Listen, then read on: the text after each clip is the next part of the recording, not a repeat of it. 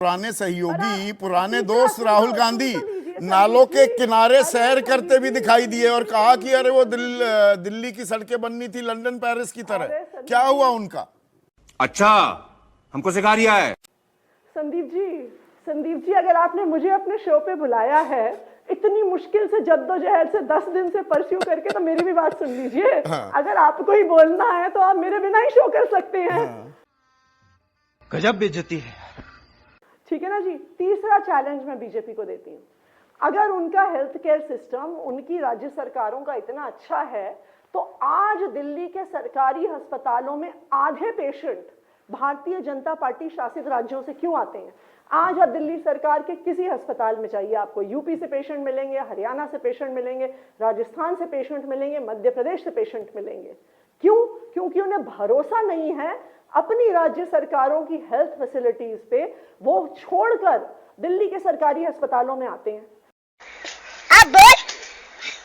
तो देखिए, भारतीय जनता पार्टी का जो एक काम है ना, उनका पूरा चुनाव एक ही चीज पे टिका हुआ है।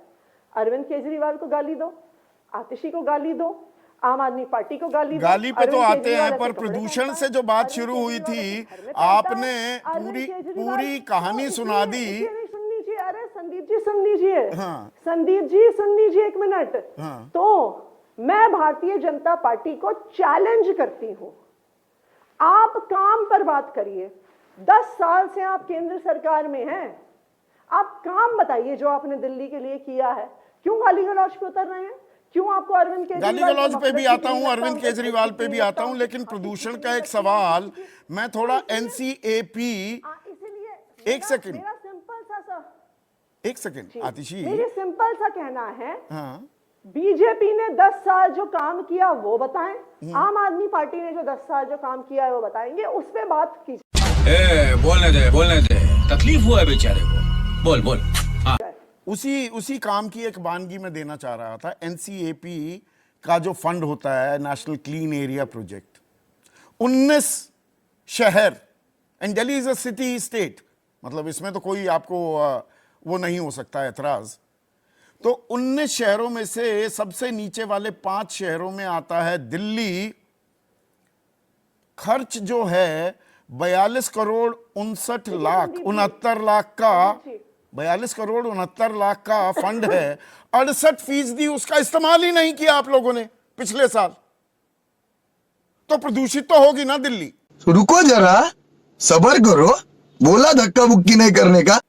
संदीप जी, हम केंद्र सरकार के फंड से क्या खर्च करें, एनसीएपी से खर्च करें, दिल्ली सरकार के पैसे से खर्च करें, उससे आपको क्या फर्क पड़ रहा है? अगर दिल्ली सरकार एक इकलौती सरकार है जिसने प्रदूषण कम करने पे काम किया है, आज दिल्ली की पूरी बस फ्लीट को इलेक्ट्रिक में कन्वर्ट किया जा रहा है। आप देश छोड़िए, पूरी दुनिया में second largest electric bus fleet Delhi में है। आनंद विहार को कहते हैं, वहां पे पोल्यूशन है। आनंद विहार बस अड्डे पे हर बस जो आती है दिल्ली की वो सीएनजी या इलेक्ट्रिक होती है। सड़क पार करके कौशाम्बी बस स्टैंड जाइए, हर बस वहां पे जो तो है भी आज दिल्ली का AQI एयर क्वालिटी इंडेक्स 302 था, जबकि कल रात को 2 बार बरसात हुई। हाँ, दिल्ली में भी था, नोएडा में भी था, बल्लभगढ़ में भी था, बीकानेर में भी था, लखनऊ में भी था, पटना में भी था, ग्वालियर में भी था। सच्चाई बताइए, पूरी सच्चाई बताइए संदीप जी। अरे मुझे चक्कर आने लग गया, अब अरे वो लड़की चले गई। दिल्ली एक इकलौता राज्य है पूरे उत्तर भारत में जिसने प्रदूषण के खिलाफ युद्ध लड़ा है। इलेक्ट्रिक बसेस में दिल्ली लेके आई है, थर्मल पावर प्लांट बंद किए हैं दिल्ली में, ईंट के भट्टे बंद किए हैं दिल्ली वालों ने, पोल्यूटिंग फ्यूल्स को इंडस्ट्री से हटाया है दिल्ली वालों ने। यूपी ने क्या किया? हरियाणा ने क्या किया? दिल्ली के आसपास बीजेपी की इन सरकारों के राज्य में 11 highly polluting thermal power plants है, बंद किए क्या उन्होंने? ठीक है, अब अरविंद केजरीवाल की बात कर लेते हैं आतिशी, क्योंकि आपकी आगे बैठक भी है। अरे बेटे, तुझे थकान नहीं लग रही क्या? तो संदीप जी सुनिए, मेरा आपसे ये कहना है कि जो दिल्ली की समस्या है, देखिए वो तो हम बिल्कुल सॉल्व करेंगे, उसमें हमारी जवाबदेही भी है। लेकिन जो पूरे उत्तर भारत की समस्या है, आपका तो टीवी स्टूडियो भी नोएडा में है जहां पे आप बैठे हुए हैं संदीप जी, वहां पे भी 350 AQI है। बुलाइए योगी जी को। मैं तो आपके शो पे आके कम से कम आपके सवालों के जवाब दे रही हूं। मैं आपको चैलेंज करती हूं, आप योगी जी को बुला के दिखा दीजिए। बुलाइए उनको और पोल्यूशन पे सवाल पूछिए कि भारतीय जनता पार्टी की, योगी जी की सरकार ने आपकी ये pollution चुनौती पे हम क्या कबूलते किया? हैं। हम यही अब इसी तो काम पे भी, छोड़िए।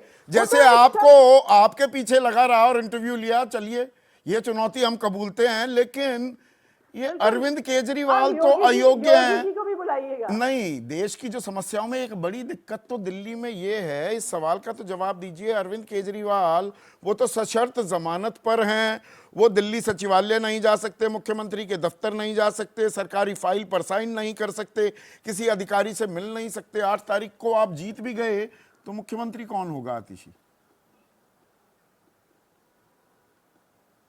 दिल्ली के मुख्यमंत्री अरविंद केजरीवाल जी ही होंगे। क्यों? क्योंकि दिल्ली की जनता उनको मुख्यमंत्री के रूप में देखना। अदालत की शर्तों का दूसरी क्या होगा? बात, सशर्त आप जमानत है। सशर्त बात कर रहे हैं। हम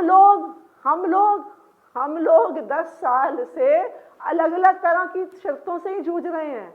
जब 2015 में हमारी सरकार बनी थी ना, फरवरी 2015 में हमारी सरकार बनी, मई 2015 में होम मिनिस्ट्री ने एक इलीगल नोटिफिकेशन निकाल के दिल्ली सरकार की सारी पावर छीन ली थी।